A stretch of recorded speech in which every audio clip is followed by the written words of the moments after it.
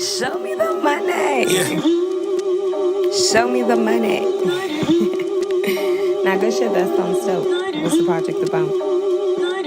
I've been hot for so long. Fuck is you gon' tell me? We bout to put you behind bars like LV was my celly. My bitch thick as peanut butter. Guess that's why you jelly. It's envy in your chest. My chains tangle next spaghetti. We removed them door panels, stuffed the V full of fetties. And if the law behind us treat that Chevy like Andretti, it's boogies in these hundreds. She sniffed coke off her belly. When I ran the streets, the razor was the choice of Selly. Cantaloupe on the Desi, make a smoothie out your pelly. I'm rich, bitch, Chappelle me. Without us, there's no Presley. Take it a step further. Without us, there's no Prezi. Nigga, we are the culture. It's under my seat like a young Oprah. I'm wavy. Your bitch calling me a young boat floater. I'm just a businessman and the legal pole toter. Next year, I plan to buy the rose like a smoker. Then get that bitch waxed by a smoker. The section full of plastic body parts and cold shoulders. The troopers get behind me, then pull me to the shoulder. Who car is this, sir? I am the nappy-headed owner. Listen, state trooper, it's 50K in my hoodie pocket, I got a fupa. Welcome to the future. We got concealed carries, nigga, I'm my own shooter. Rappers was the hustlers, now rappers are the users. Rappers was the gangsters, now they beefing on computers. Listen, I know this ain't the shit you niggas used to. I'm a big dog, when I shit, you get a shovel, not a scooper. Our bottle service girls race with hoopers. I'm in sport mode and it's ruthless. My sneakers Christian and my lawyer Jewish. Spin a nigga block like a Rubik's. Once I get it, I will not lose it. I wish my pop could see me ball like I'm Brian Jr. Vacation where the weed tropical like wine coolers. Yeah. My price is getting higher, my flow multiply it. Going nuts on the beat, I'm about to screw drive it. I loosen up these hoes, they pussy grip like pliers. And in this present moment, I don't talk about priors. I'd rather talk money, labels, send the wires. Tell them open up my budget, make my shit Goliath. Put my city on the back, I'm used to moving mountains. Connected to the youth, they see my drip like fountains. Tell these rappers hang it up before we do the mountain. LB and LV, that's a headache pounding. See defeat in they face as they check the score. Do a oop to your bitch, you caught it off the board. Sosa swept off her feet, I love to do my chores. The streets fill my spirit like a Ouija board. You know you really fly when you the first to board. And then plain sight, my niggas break the law. By any means, we leaving what we came here for. Could be a charm on your neck, that's on one of the doors. They search a hashtag jury when they do explore. Then put a caption in the pit like what you do that for.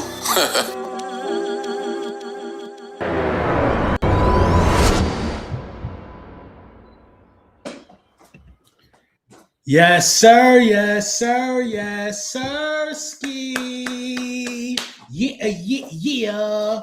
Lord Brunson back at you with the back at you, and I am the best reporting on the Eagles. The song you just heard was LBLV off of Patient Zero, I believe, on all streaming platforms. Myself featuring LV Sosa. Make sure you check that out. It's everywhere where music is played. You know what I mean? Hey. This Dallas Goddard move was a move that had to happen. A lot of people fought me on, not really fought me, but a lot of people like to go back and forth about things. You know, that's not really the forte of where we at right now. The writing was on the wall for Dallas Goddard coming back. If you understand the business just a little bit to a degree, you can see that the writing was on the wall. You know, they kept kicking back the date so he couldn't be a free agent. You know what I'm saying? That alone right there should let you know the value that the Philadelphia Eagles saw in Dallas Goedert or continuously see in Dallas Goedert. We wouldn't even let the guy hit the market. Yes, we did just get a tight end from the Jaguars. I believe he was a free agent. We did bring back Calcaterra. And, you know, the tight end position is worth its weight in gold with these new offensive coordinators that we bring in here. So the Philadelphia Eagles re-sign, you know what I mean, for a 9th season, Dallas Goedert, Super Bowl champion, career high in touchdown receptions and things of that nature. Now, there are some other interesting developments for what this does. This stops the Philadelphia Eagles from being $20 million in dead cap. That's around the same amount of cap space that we ate when we got Carson Wentz out of the building. We ate $20-something million in dead cap. To eat that on a tight end would be egregious if you ask me. You know what I mean? And it also still gives you wiggle room to make trades because you didn't have to eat that. So in theory, now it would have been nearly impossible to move AJ Brown if you would have ate that $20 million in cap from Dallas Goedert, because moving AJ Brown before June 1st means that you have to eat that money from AJ Brown as well. We would have been like $60 million in dead cap or something crazy like that. That's not where we want to be with the guys that we need to pay and things that need to happen here, man. You know what I mean? So the Eagles get it done, and they should have got it done. They should have got it done. ACG Marcus said Goddard Munt blocking combo is definitely going to be crazy, especially in the stretch zone running scheme. It's going to be ridiculous, man. For now, AJ not getting traded, but he's on a very short leash. That don't mean it. That don't mean that. So if you let Goddard go, you could say he's not getting traded. You know, I guess this means he's not getting traded. I don't know what this means, but this frees up space to do a multitude of things. If you wanted to go look at a Buda Baker, now you got a little extra money to go do something like that. You know what I mean? There are guys that you could go look at now and enhance this squad and still keep AJ Brown, because AJ Brown is under contract. You know what I mean? But I don't know what's going to happen with the future of AJ Brown. It just gets messier and messier by the day, man. You have so many reports say things like, well, you know, we're not trading AJ Brown. Then there's people coming out saying we are trading AJ Brown. The reports are just insane, man. You just really don't know what's going to happen. You really just don't know what's going to happen with this AJ Brown thing, man. We did hear that BG should be coming back to the team as well. So we get one of our wily vets. BG been playing really, really good the older he got, in my opinion. So, yeah, man. Jeff McClain reported this on the 11th. Dallas Goddard agreed to push back the void date that was set to go in effect last night on the 10th. It would have triggered a $20.5 million in dead cap for 2025. They pushed the void date back twice. You know what I mean? That is what makes them, you know, a free agent. And as of March 10th, they have reported that the AJ Brown trade window was closed per to Adam Scheffner, you know. But then right after that, they've come out and say that, you know, the trade window is open or whatever it is. But this AJ Brown, the AJ Brown thing, in my opinion, is just a mess, man. It's a mess that it's almost ridiculous to keep talking about it, man. Whatever happens is going to happen. This is all I can tell y'all right now, that if AJ Brown is moved this year, that won't be the cause of your death. The Eagles will still play in September. The Eagles will still play in September. The home opener is going to still be sold out. The Eagles are still going to win football games. So that's just my outlook on this thing right now, man. You don't win just because you got AJ Brown. You won because you had a collective team around you, guys like Dallas Goddard and stuff like that. Do I want AJ Brown? Do I know what AJ Brown brings to the table? Of course. I'm just tired of talking about it. And I'm not going to live in this land of delusion that I was living in during the season. I'm like, oh, he must be here. We don't know what's going on. It's obvious that AJ Brown have some issues and didn't want to be here. I don't know how he feels today, but it's obvious that that was the case, and that's why we are here. Like, come on, bro. And accepting that and keeping it a bean don't make you don't make you no less than whatever these other fans think they are. You know what I mean? Accepting that and keeping it a bean don't mean you're not an Eagles fan. You know, so I'll leave that at that, man. So happy that we're getting Dallas Goedert back. We needed that. And a lot of people are confused. They think that this means we're for sure going to draft a tight end. I don't know if that means that, if you want to be honest. Bro, they brought back Goddard and Calcaterra. I don't know if that means we're going to draft a tight end, bro. I would think that I thought Dallas Goedert was obviously on a one-year deal last year. He was obviously on a one-year deal last year. The Eagles are not going to draft a tight end right now. I just do not see it happening. I don't see it happening. If Goddard would have walked, that would have been more of a possibility, but they're not going to draft a tight end. Dallas Goedert is probably going to come back for another season in the offseason next year. You know what I mean? He almost has to, because they keep kicking the bread down. They keep kicking the can down the road on the money that they owe him and bringing him back to the same team. So Dallas Goedert will be back next year. The voided money don't go away. It just got pushed back. It got pushed back. They're going to re-sign him next year and push the money back more. That's just what's going to keep happening with that, in my opinion. So I'm happy that he's back, though, man. Dallas Goedert is a glue guy, man. Dallas Goedert is a piece that you need to have on your squad if you're talking about winning the Super Bowl, man. an extension of the offensive line, just like Munt is, that we got from Jacksonville. So it was much needed. It's much appreciated. And I'm glad that he is with a team that he could call home. He's happy to be here. He loves being here, man. And, you know, the Philadelphia Eagles did some other work that I didn't really report on, but I wanted to do my homework on this guy, man. Albert EBIKETIE. I hope I'm saying his name right. I just hope I'm saying this guy's name right, man. This guy is a stud. I'm telling you, man. This is a stud. How you spell his name? This guy is a bona fide stud. I'm trying to find something on him, man, but I got a video of him somewhere, bro. But this is a truly bona fide stud, man. I'm gonna find something in a minute on him, man.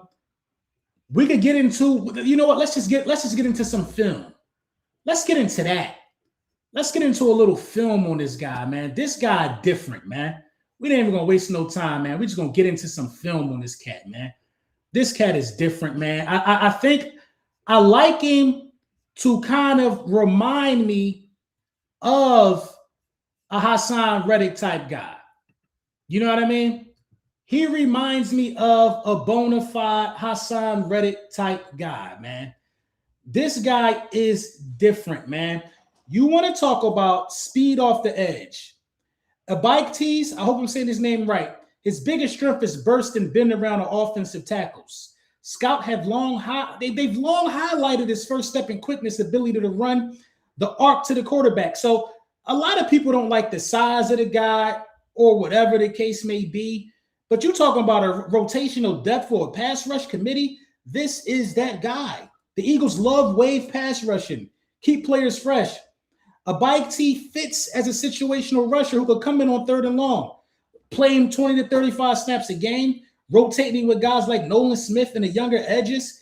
You really got something going on. Reports suggest he's better as a pass rush specialist than a run defender, making him perfect for the role that we need him for. 3rd and long situations. We talk about the elite first step. EBIKETIE's first step is his weapon, man. His get off. What that means, he beats tackles off the snap, forces offensive tackles to open their hips early, creates quick pressure before the QB hits the top of the drop. Why this matters for Philly? The Eagles lost some pass rushing juice in free agency. EBIKETIE gives them another speed rusher who could win fast, especially on 3rd downs. Especially. EBIKETIE wins with speed. He's the type of guy who ruins timing plays before they even start. The bend around the edge is impressive to me, man. Not every rusher can dip and corner around tackles. EBIKETIE can. Traits, flexible hips, low pad level. Could run the tight arc to the QB. Why this matters? When a rusher bends the edge, QBs can't step up comfortably. Interior rushers get clean lanes. This helps players like interior tackles collapse the pocket. It will be good for everything in the chase down. You see it there. High pressure rate. Even when he doesn't get sacks, he creates constant disruption. Typical impact plays, QB hits, forced early throws, throwaways, collapsing pockets. For a defense like Philly's, pressure matters. It matters just as much as sacks. Perfect rotational edge, man. We talk about it, man. The Eagles historically use a 4 to 5 edge rotation to keep guys fresh. EBIKETIE likely played. I'm sorry if I'm butchering your name. He'll likely play 20 to 30 snaps a game, situational role, 3rd and long, obvious passing downs. Late game rush pass situations, fresh legs equals more speed late in games. Scheme fit for Fangio. This is the important part. In a Fangio system, edges are asked to rush with discipline, maintain rush lanes, collapse the pocket instead of just running past it. EBIKETIE's skill set, speed, controlled rush angles, high motor. This fits exactly what Fangio wants. Realistic production for this guy if he plays a rotational role. For me, 5 to 7 sacks a season. We would love that. 25 to 35 pressures. Would love it. 8 to 10 QB hits. I think he gets more with guys like Jordan Davis and Jalen Carter. I think he gets more. That'll be very solid production for this guy. Very solid. He might not be the headline signing, but he's exactly the type of rotational pass rusher the Eagles need. You know, we need a 6 to 8 sack guy. This is what we need. I know it's early, but this is, look at the motor, man. I mean, I would be surprised if he don't make this team. Very high motor, very disciplined. The point of contact, the attack that he plays with, man. And I feel like the Falcons defense just wasn't no pushovers. Not at all. The Falcons defense was a very formidable opponent. You know what I mean? A very formidable opponent, man. And this guy, the way he just fits off the edge, man. You know what I mean? He's not here to help stop the run. He's here when you got guys in 3rd and 6, when you got guys in 3rd and 11. This is what he's here for. This is what he's here for. He widens those offensive lanes and he creates pressure. He makes quarterbacks step up. If you're non-mobile, then it's going to be a long night for you. It could be a long night for you if you're just a statue back there. So I really, really love this signing. Very underrated. I think this guy has Zach Bond-like potential in terms of coming out and making a name for himself in one season. The tape don't lie. The tape don't lie. These are quality reps. This is a 6-minute highlight reel of how this guy's being disruptive and that's a good play against the run. How this guy's being disruptive and just making plays. He makes some plays against the run. He surely is showing on the film that he can make, look, scraping all the way around, coming all the way to the other side. He makes plays against the run. So we're not going to act like that's not a part of his game, but that's not why we need him. That's not why we want him. We want him to do everything. And you have to do everything in the Vic Fangio style defense. You have to be able to do everything. So I say this, man. I like what I see out of the guy. It's very early, a very early pick. 1-year deal, $7 million. In a perfect world or the perfect grand scheme of things, we could have got something like that a bit cheaper, but you can't be mad at it. You can't be mad at the production, man. You can't be mad at listen, your eyes don't deceive you, man. When you see stuff like that on tape, you got to just chalk it up to you knowing one. You know when you got one, man.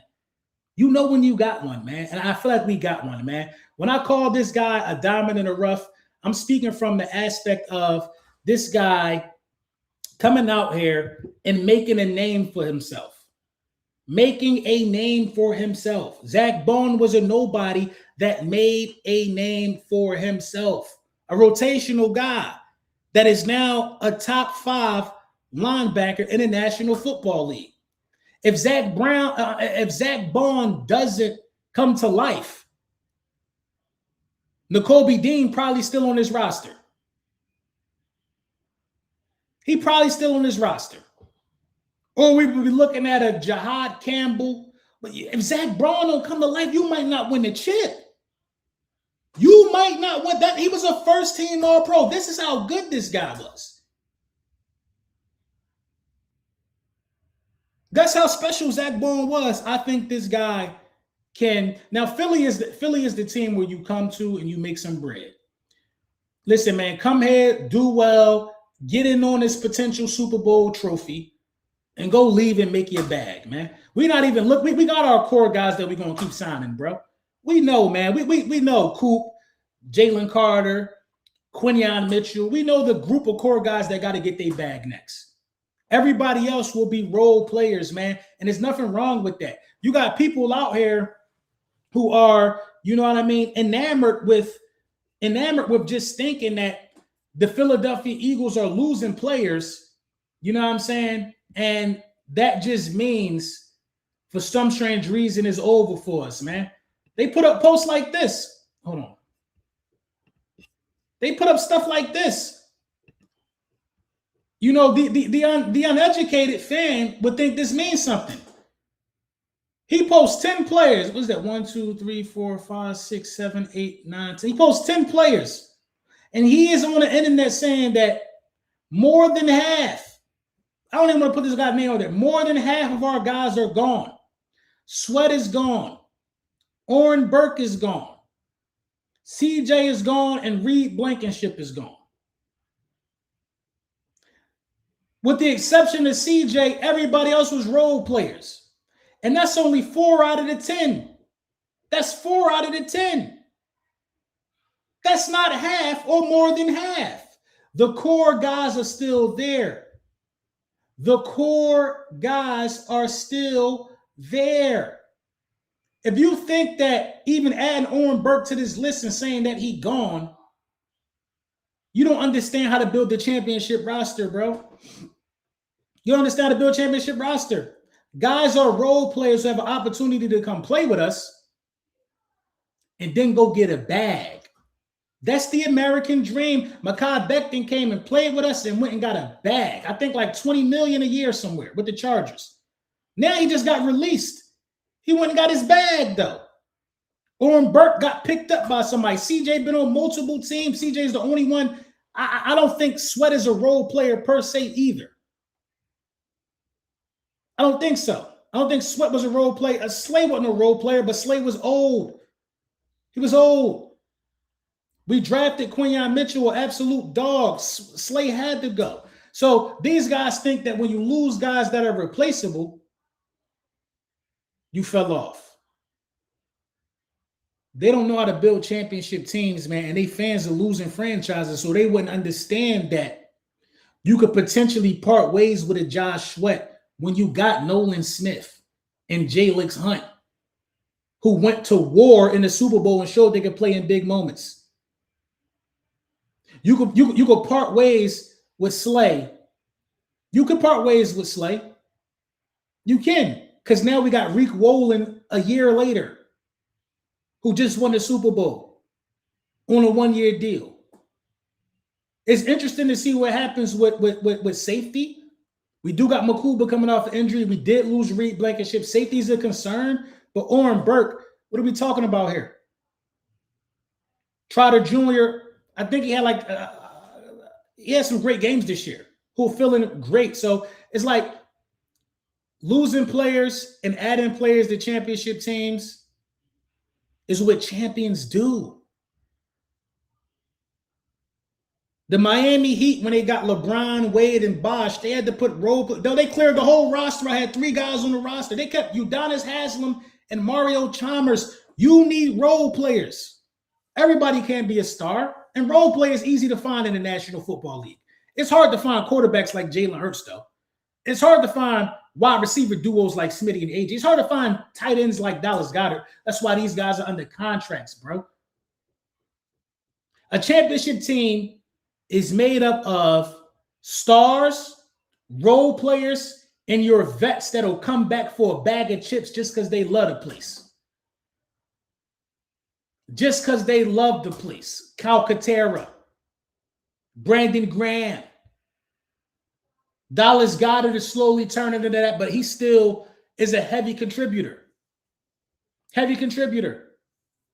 We take care of our players, and everybody wants to come play for us because you always have a shot at winning a bowl. But you can't explain that to a Giants fan. You can't explain that to a Commanders fan. You can explain this type of shit to a Cowboys fan. These guys haven't built championship rosters in a very, very long time. A very long time. A very long time. There's no Cowboys content creators with a video that says my team just won a Super Bowl, or I got 3 videos saying my team going to the Super Bowl. I got 3 videos. I got closets down here in my studio with merch with different Super Bowl patches on it. They don't got that shit. This hat right here. This is what we won the Super Bowl this year when Cooper DeJean had to collab with Dark Horse. They don't got shit like that, bro. They don't. So they don't know how to build the team, how to formulate a team, or nothing. For the longest, y'all, for the longest, Cowboys fans thought that they needed Micah Parsons to win a Super Bowl. I let them think it religiously. They're just now coming to grips that they're just now coming to grips that, and we showed them the way. They thought losing Hassan Reddick meant we were never going to get back. The NFL don't know this yet, but we knew this all along. You don't need a superstar edge rusher to win a championship.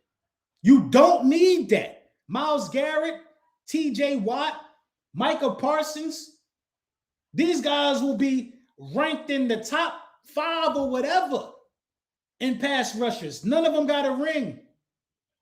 You don't need the top cream of the crop elite quarterbacks to win a Super Bowl, right? According to these guys, right? Or according to what I got to say. Everybody running around and say they quarterback better than ours, but they quarterback don't win shit. So do that mean you need one of those guys to do it? No, you need a team comprised of guys that know their role and know their position.